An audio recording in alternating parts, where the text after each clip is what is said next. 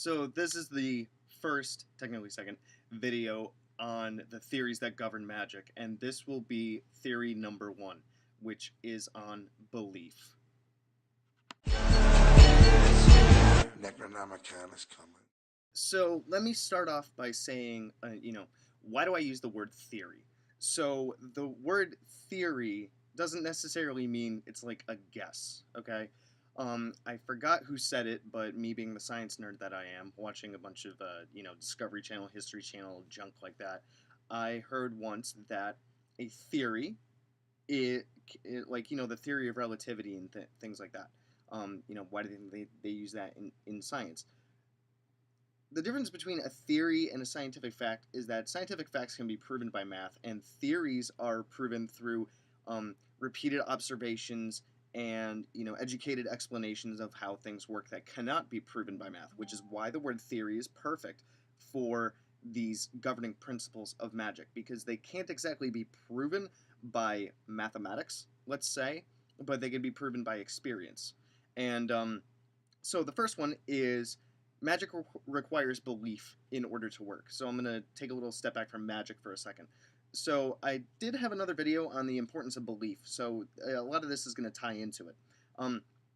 So if you want a different kind of chat about that, check out the importance of belief video that I have in the general magic playlist. And by the way, all of these videos are going to go into their own playlist. That's probably where you found this one if you searched it through my channel page, or if it came up as like a notification or whatever. It might have. I'm not sure how YouTube works with that, but I think that it might just take you right over to the playlist itself. So magic requires belief in order to work, just like anything else. You kind of have to believe in yourself in order to make it work. Some people might say that I didn't exactly believe that I could, but I was able to do blah blah blah. Here's the thing. Forewarned is forearmed. What's the other phrase? If you fail to plan, you plan to fail. A lot of people, when they do anything, are much more successful at it if they believe in themselves to do it. If they still pull it off, part of them that pushed them to do the thing believe that they could do it, and the rest is kind of like quote unquote sheer dumb luck. And even with healing yourself in terms of there's like cancer patients, and they have these studies where if they had a positive outlook and they believed that they could beat it, then they could beat it. I've had several family members with cancer, and I know that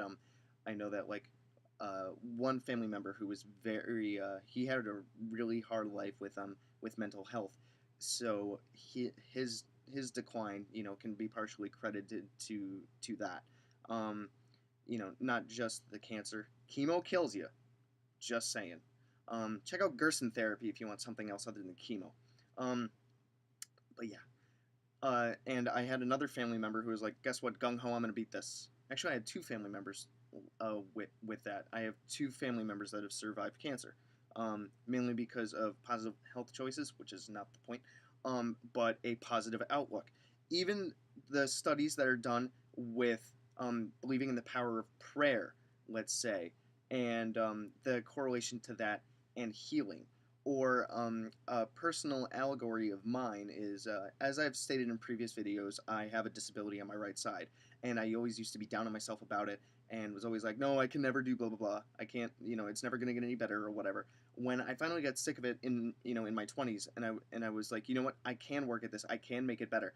That's when I started to, honestly, I'm being honest here. That's when I started to actually be able to cut food with the two-hand method, and how I made tying my shoelaces quicker, how I was eventually able to drive a car, which I can do now entirely with my right side, which is technically coordinationally and proprioceptionally, is that a word, disabled. But power of belief. Even when I was growing up, it was super difficult to learn how to balance to ride a bike. But one day when I was 16, when my cousin made fun of me, she's still an ass.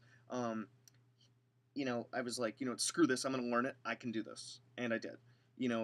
I think that everybody has their own story about when they believed in themselves to be able to do something that initially they thought they couldn't, and they pulled it off. I can't believe I did that. Part of you did, because that's why you went for it and why you pushed yourself to do it. You know, um, like I said, if you perform spell work and you're like, oh, this isn't going to go anywhere, then your energy is not going to go anywhere. Your energy is already flubbed because it's not powered by belief.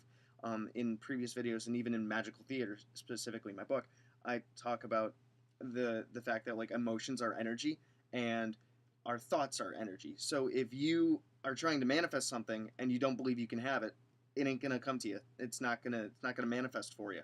Um, I mean that's I'm trying to think of another angle that I can take this, but the point is that if you don't believe in what you're doing, it's much more likely to fail, and that's mainly because of the effect that a negative outlook or a non-belief has on your ability to perform magic, to cast your spell, to follow through on it, and to allow those good things to come to you. If you perform any spell work and you don't believe it's going to work, you might as well not even set up your temple.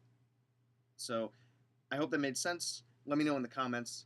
Check out any of my other videos for general magic stuff, Necronomicon magic, and anything else that I've been able to cook up, even my random videos that I like to, do random things that I find.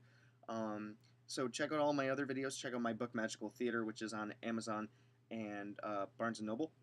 And looking forward to the next video on the theories of magic. Let me know what you think. Drop it down in the comments. Let's start a conversation. Good hunting.